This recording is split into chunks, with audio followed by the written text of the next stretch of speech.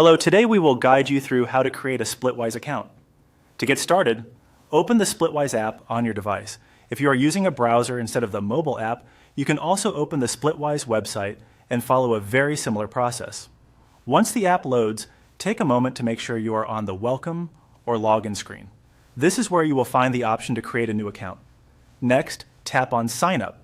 This will take you to the account creation screen. Splitwise is designed to help you track shared expenses with friends, family, roommates, or travel groups, so creating an account is the first step toward organizing those shared costs in one place. If the Sign Up button does not appear right away, give the screen a second to fully load and look carefully near the login options. On the Sign Up page, you will be asked to enter your details to create an account. In this example, we will choose the Google Sign-In option instead. This can be a faster and more convenient method because it allows you to use an existing Google account rather than typing in all your information manually. When selecting this option, make sure you choose the correct Google account that you want linked to Splitwise. If you are already signed in to Google on your device, you may simply need to tap the account you want to use.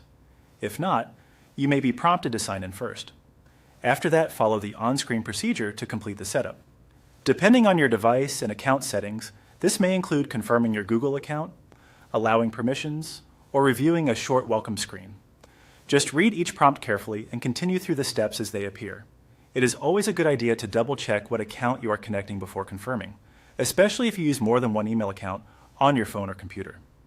Once the process is complete, your Splitwise account should be ready to use.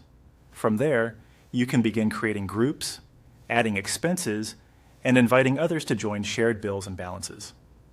If you run into any delays during sign-up, try checking your internet connection and reopening the app before trying again. That's all it takes to create a Splitwise account.